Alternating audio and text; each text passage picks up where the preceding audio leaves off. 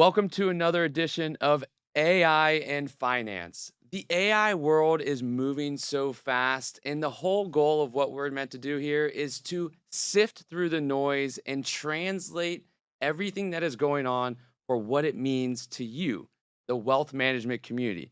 Today, we are creating space to think, to understand, and to help make smarter decisions about AI. AI is revolutionizing every aspect of our life. And it's going to be no different for wealth management. So, AI and finance is meant to help you better understand what it means to your business and your clients. So, every week we're going to jump into three headlines and talk about what they mean to you and your business. So, let's jump into the three headlines this week. Headline number one. Are we approaching AGI, artificial general intelligence? This is the scary thing that everybody's talking about. So what happened? Well, this week, OpenAI, or this month, OpenAI dropped their new O3 model, and Twitter immediately lost its mind, literally losing its mind, saying that we have reached AGI. Now, the thing with AGI, I don't believe is I don't believe we're going to have this moment where we raise the flag and say mission accomplished, AGI is here. I think it's going to be kind of build upon each other, and it's not a matter of this one moment in time, but rather how one moment in time shaped what we do in the future of time. And I think that that is the difference of that's happening here. And so, let's dive into first what O3, this O3 model is and what it's representing and what it is. And it represents something genuinely new, unlike previous AI models. And when I say models, I mean large language models, LLMs, which are what you utilize AI and interact with ChatGPT. When you ask it a question, it's using a model, and there's multiple models that can be had. And mainly how we've been using is that models simply respond to prompts. What's happening now is O3 actually plans and executes multiple step tasks without consistent human guidance. So it actually can walk through and think through like a human multiple steps of a process as opposed to just going and regurgitating information and putting it together. It can do deeper analysis in real time. It can analyze complex financial documents. It can find patterns in market data. It can run calculations simultaneously as it's searching for other information and can connect the dots between calculations and other information to provide you back an answer. That sounds like the human mind, right?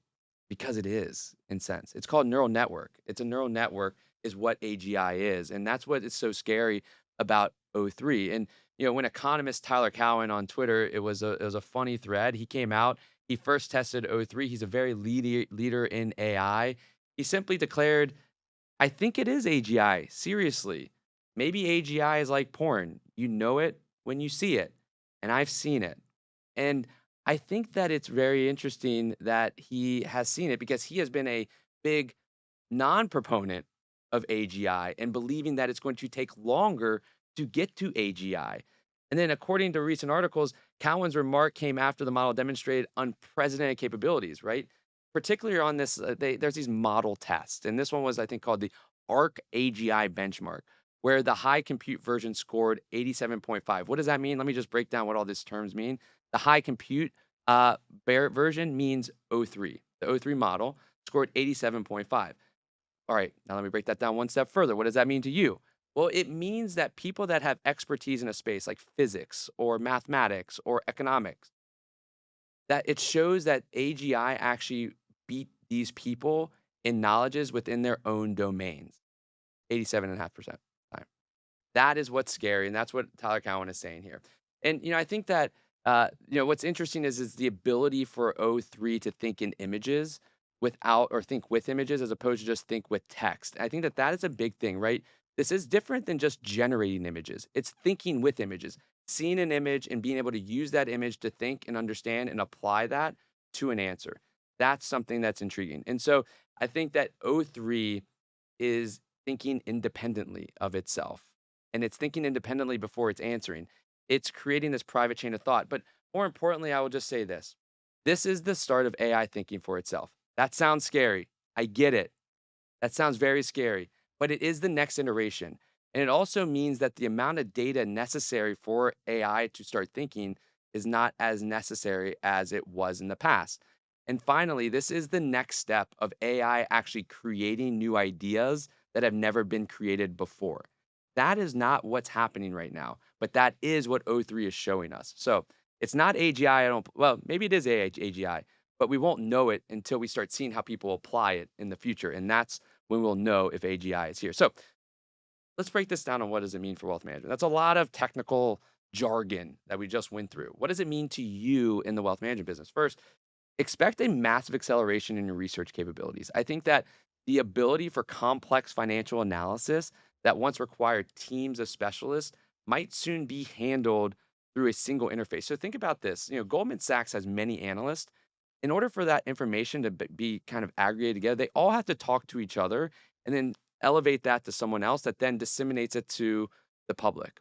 What AI is now doing is having all of those Goldman Sachs analysts within one interface, constantly talking to each other and then elevating that up to you. Talk about now leveling the playing field. I think that there's so much opportunity there. Second, I think that the line between human and AI performance in specialized domains is blurring faster than anticipated. The understanding of whether the answer you get from a healthcare provider or even a financial provider is AI generated or human generated is going to be blurred almost so close that you don't know the difference.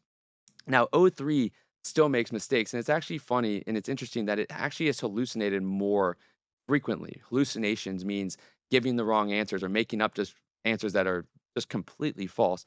It has hallucinated more than the other models itself. So that's what all the naysayers are pointing to. And but it's showing that its research capacity is there and it's showing that it's able to be done, which is the point there. So I think that the line is going to start to blur faster than you can think. So just get in the mindset that we may be in a world where AI and humans think aligned from there. Scary. I get it. Remember, we're only taking one thing from this. So if this isn't the one thing you want to take, that's your opportunity. All right, here we go. 3 action items for you to take. Experience with these models. Go and sign up for the $20 a month version of ChatGPT and just start using the O3 model. Type in a prompt and just watch how it works and reacts and interacts. And yes, it may hallucinate, but try to find some answers in ways that it does work. And the only way to start understanding this is to not listen or read about it, but is to actually do with it and learn by doing. That's the way to do. So I ask you, just go test it out, put in some prompts. And I think that what you can also do is try to identify one maybe client and data driven deliverable that you tend to do in your business and just test that out with the O3 model. See if it can do that process and work with it, have conversation with it like it is an intern and see if it can navigate through that process. Just see where it's good, see where it's bad, and I'll tell you this, wherever it's bad, just know that that will improve faster than you can think. It will probably be in the next month than it is in the next year. So, those are 2 actionable takeaways to take from this model of is AGI here and I don't know, maybe it is, but if it is, go start exploring it so that you know what it is and what it feels like and what it looks like before anybody else. Headline 2 comes from a recent McKinsey report that looked at how AI is being used across large and small organizations. And I think that the first step of it is that small organizations can learn from their peers that are much bigger from them. Small firms, less than 500 million in revenue, which is, 500 million, not many of us are there, can learn from the large organizations without copying them. And what these large organizations are doing, what McKinsey had found, is that they are being very successful with AI. The most successful large organizations are having teams that are dedicated to figuring out how to utilize and then implementing Gen AI within their organization. Now, as a small organization, the idea of having a full team dedicated to AI at this stage of the game seems unrealistic, and it is unrealistic. So, how do we go about doing that? And I think that what we can learn from that is learn about how do you dedicate one human being to that. And we'll talk about that a little bit more. How do you find one dedicated person? The next aspect of the study that I found really interesting was the trend with regards to hiring. What McKinsey looked at is hiring trends and difficulty in hiring amongst different positions that are either affected or impacted or are necessary for AI. And software engineering has become easier over the last 2 years. Hiring software engineers has become easier because from relative to 2022 to 2024. My perspective on this is that it's likely due to the advancement of AI assisted coding tools. You don't necessarily need software engineers anymore. You can have dedicated individuals that are very excited and loving of AI that can go and start coding products that are necessary for your team without the skills of software engineers. I think that the role of a software engineer is going to drastically change. It's not a matter of having hands on the keyboard anymore. It's a matter of having perspective of how it's structured. And I think that that will naturally evolve over time as well. Another study that really was actually part of the study that was actually really somewhat concerning to me was this aspect of the reskilling gap. Most organizations have only reskilled less than 5% of their team, meaning that they have reskilled them to understand AI. Now, if you look at where they think they need to be over the next 3 years, is that they drastically increase that, going from, 44% of having reskilled under 5% to only like less than 20% under 5%. But here's where the challenge is. AI is moving faster than people can reskill. And if you don't reskill fast enough, you are going to miss the wave. And there's going to be a gap of lost opportunity because your plans for 3 years will become outdated in 3 years by that time. So reskilling needs to speed up, in my opinion, based on the study. And that's something that we, as smaller organizations, are more able to be nimble on and can get excel in and apply and kind of outpace the large organizations. The last point is adoption of AI. We've been talking about AI. We know that it's becoming more ingrained, but the data pointed to it. Firms using AI across three plus business functions nearly doubled in 6 months. From the beginning of 2024 to the end of 2024, the use of AI across three business functions doubled. And then when you compare 2024 to 2023, it's nearly tripled. So, what this is showing is that AI is not a fad.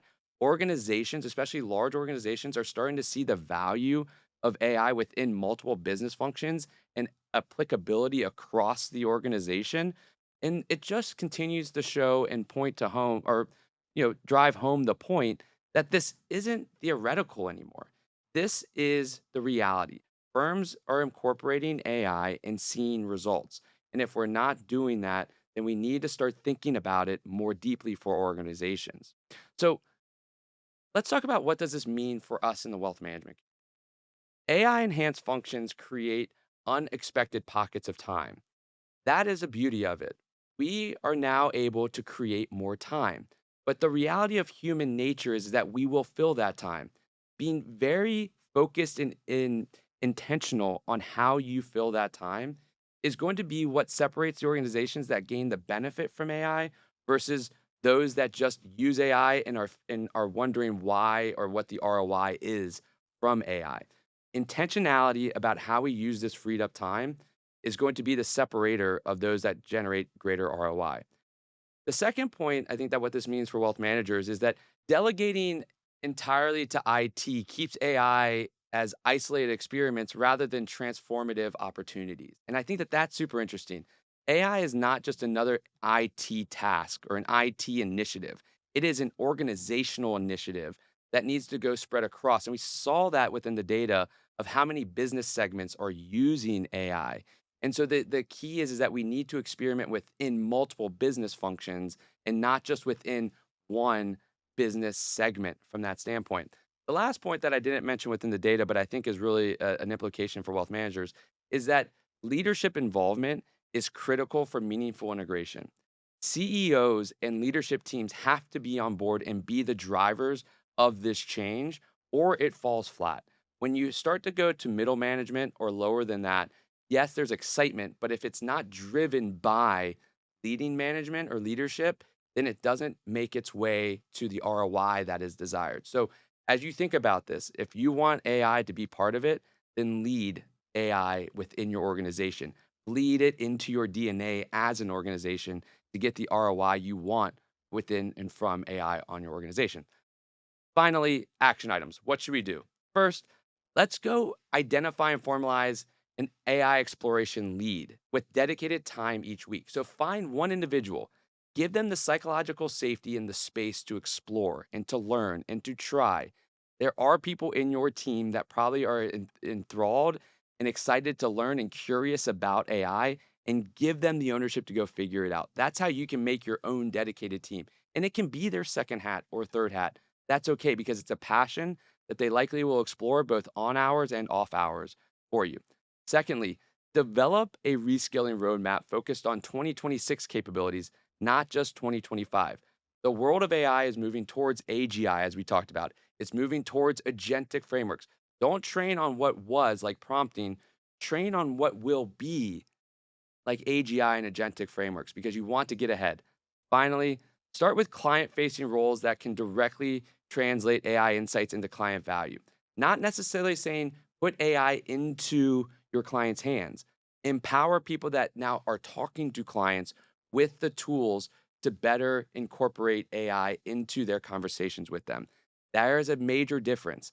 Create scale, functionality, capabilities. Now, CSAs and CSMs can start having deeper conversations based on advisor notes and advisors' data. That type of information now starts to create scale and efficiency and then create your final challenge. How do you use that free time? Headline three is all about the acceleration that nobody sees coming. Human beings are really terrible at understanding exponential growth. We think linearly. How the world is today is how the world will be tomorrow. How things are growing today is the pace that it will grow tomorrow. We are unable to think exponentially. And this blind spot is particularly dangerous when we try to predict AI's impact on our profession. It's really hard because we don't understand what we don't know. We make and judge and view the world through the lens of what we are knowing today and what we have known in the past. To try to predict what will be in the future, which is something that is unknown, becomes extremely difficult. And a recent study found that the complexity of tasks that AI can handle appears to be doubling every 7 months. Yes, every 7 months, I said that. If you've heard of something called Moore's Law was talking about computing power. And computing power is this idea that back in the 70s or 80s, Mr. Moore was the CEO of Intel, said that computer processing and power would double basically every year. And so what we're now seeing is Moore's law on steroids. And here's what I mean. I'll show you some of the points that I mean by this. In 2022, AI could handle tasks that would take humans less than a minute. Not that valuable, right? But you have to add a lot of those up to gain value. By 2023, AI was able to manage 5-minute tasks. Today, it can handle hour-long projects. And by 2027, it could potentially manage week-long projects. And then 2029, it can do month-long projects, comprehensive projects, where there's project management, multiple people involved. That type of speed is Moore's law on steroids. That type of impact is unimaginable today because all we can imagine is giving AI a prompt and having it give us back an answer. The ability to do a month-long project, knowing what goes into that, is hard for us to imagine. But the reality is that every single day that AI is being used by someone, it's learning something new that's now doubling its impact for the next day. And now that we have millions and hundreds of millions of people using AI every day and billions of dollars being pumped into it, the speed is only improving. The most dangerous words in forecasting are at the current rate. When we predict what the world's going to do based on today's rate or what we know. But even if progress slows significantly, let's say, right? Let's just say that this bubble of AI bursts and the power and impact slows down. We're still looking at transformation capabilities arriving much sooner than most people expect. Nobody, I think, has on their radar that AI is going to do a month-long project today. They're not building that into their technology plan and strategy. 2029 is 4 years away. That's less than a 5-year plan for a leadership team. The impact and the way that that impacts and changes strategy is drastic. And so it really creates a planning paradox for the industry. It's a super interesting thing. The tools that will transform our firms in 3 years probably don't exist yet. The capabilities that seem impossible today may be commonplace by the time a firm finishes implementing their current technology strategy. This makes it really difficult. So you have to be nimble and flexible, right? This doesn't mean you should just wait and see where the chips fall. I think that that is a really bad idea based on how things are moving. It means that you need to develop an organizational flexibility and a culture of continuous adaptation. The firms that win won't be those with the best technology today, but the most capable of absorbing and implementing new capabilities as they arrive. Culture flexibility, corporate flexibility, firm flexibility. That should be the key of leadership over the next 3 to 5 years. So, for wealth managers, what does this mean for us in our industry? That's where we need to get home to. First, I think that today's practices will be tomorrow's table stakes. I think that's the first thing. What we are doing today, how we are doing it today, are already table stakes, right? The window for competitive advantage is shorter than ever before because things are going to speed up and there are many people jumping on this bandwagon early. If you're not on it, your gap between you and the others is going to widen at a faster rate. Remember, the world is not linear. So if you haven't started learning about AI today and others have, then you aren't just slightly behind, you're growing more behind by the day and it's doubling and tripling through the days as well. So we've got to start learning. Second, your technology implementation timeline must account for capabilities that feel like they're impossible, but likely will be possible and probable by the time that they come. They will merge midway through your plan. You have to create a technology plan today that says, what is it that I want out of my technology? How would I ideally like to get there with my technology? And what does that look like possibly today? And then have flexibility in it because tomorrow could bring something new. Third, the ability to rapidly test and adapt new capabilities might be more valuable than any specific tool or system you invest in today. What I'm asking of the industry, because I feel that this is our way of shaping and ensuring that AI doesn't take us over.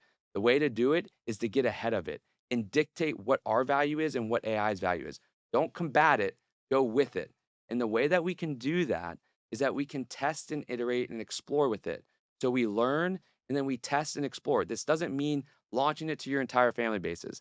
It means testing and exploring internally to understand and to start to see the opportunities that exist with AI. That's how we shape the future of what AI means in wealth management, as opposed to allowing AI to shape what we mean within wealth management, which is a super different way of thinking about it. We must get ahead, and that's why it's so important we talk about it. All right, finally, action items from this headline. Build testing and experimentation into your standard operating procedures. Google became famous on this. They allow all their team members 20% of their time each week to explore and test. That's how Gmail came about. That's how many of the specific tools came about. A lot of them never made them into our hands as consumers. So what we can learn by this is whether you do it to the entire organization, which may seem like, Matt, that's utopia, but find a group of individuals where you say, hey, I'm going to give you 10% every week. I want you just to go and explore and play and report back to me what you find. That is a good stepping stone to get towards that. Secondly, create cross functional teams that include both technical and client facing staff because the innovations that matter will emerge from their collaboration. This shouldn't just be technology driving the conversation because it's a human plus technology game that creates the opportunity and the ROI in the future. So you need the human aspect people and the technology minded people to collaborate together to solve human related challenges and workflows and processes that then create opportunities and scale in the firm.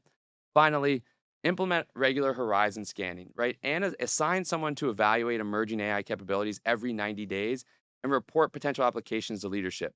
So this should be someone in the organization, one person that their job is just to monitor the trends that are happening.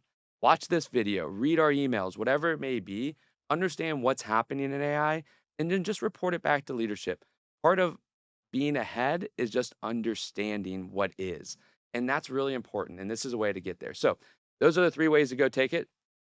Now it's a matter of going and starting to act on it. So let's flip over. I want to show Claude, an AI tool, in action and how you can use it for your clients right away. So here's Anthropic. That's the company, and Claude is their tool, just like OpenAI and ChatGPT is the tool. Anthropic is the company, Claude is the tool. All right, so we're going to now go over to Claude. Here is the prompt that I am using. This is a family story or notes I would put in my CRM. You can read it kind of here. And this is, can you please create me an interactive cash flow visual for this specific family? That's my prompt. All right, I can send y'all this video as well, no problem. So I hit send. Now watch this. This is the fun part. Boom. Hundreds of lines of code being generated faster than anybody can type it. All the way down. This ends up being a couple hundred lines of code. I'm telling you, I do not know how to code. And that's what's created. Pretty good, not great, not even money yet. All right, but it broke down like the different stages that I had. It broke a chart. So now I want to say, I want to break out each year with portfolio value because I wanted a table. I don't want just a chart. I don't really like the chart. Expenses and income till the husband is 100 years old because the husband is older, or I think is older in this situation. So again, right away, more lines of code. So I think it's this number here, 7.75. 7.75 at 65 at that stage, both Social Security, but I still need more. Now I want to say if they increase their monthly expenses to 20,000 a month, how does that change the model? Now again, the design and the look of it's not great. We're going to get there though because I don't like this design either, right? And so again, they go back. I think it already coded it, and you can see that the difference in value is much less. I think they're at 40 million, now they're at 13 million. So the code has updated the model right there. And you can see, again, the numbers match. I think I highlighted it, but I don't. All right, now we're going to update the UX, the user experience, to be like Apple. I don't know how Apple designs their products. I just want it to look like Apple. That's all. That's all I care about. Again, coding all the way through, and there we go. Now we've got a better designed product. Now it's using the same fonts as Apple. It's using the same kind of theory as Apple. And I'm able now to have an Apple product without knowing how they code. I don't know anything about what they do. And now I have the look and feel of it.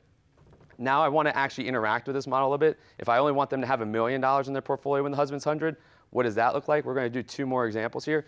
The beauty of this is that you can see here, I can go back to any version I want and I can return. But now it's doing all the math right there, and I'm able to see how much they can spend until they get to 100, which is about 23,000 per month if they want to have $1 million.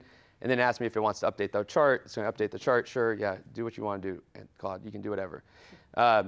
And it's going to update the chart, it's going to code it, and you can see, boom, it goes down. And then you see if we go all the way down, I have $1 million at the end if I scroll fast enough.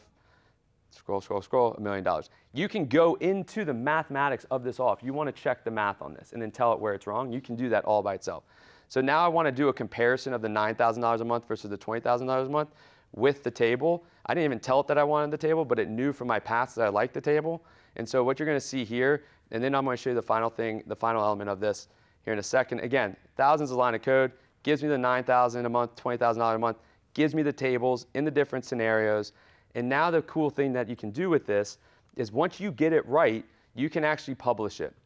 So behind this button here is a publish button that I'm going to click right now.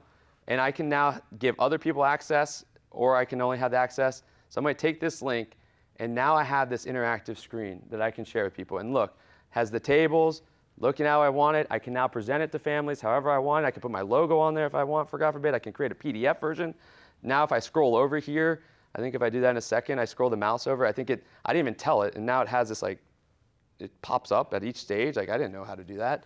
And that wraps up another episode of AI in Finance, where we explore headlines and we show actual implementation opportunities for you and your team right away. The world of AI is moving so fast. It can be overwhelming. It can be hard to understand. It can be scary. It can be all of it. The goal of what we're trying to do with this show is to slow things down, help you understand what it means to you, and then help you identify how to apply it. But even this show may be overwhelming, and I get it. 3 new things to do in your business today, that can be hard. All I'm asking is for you to stay informed and then try to find one way, not 3, but one small way to apply AI to your business or to learn more about AI of your business over the next month.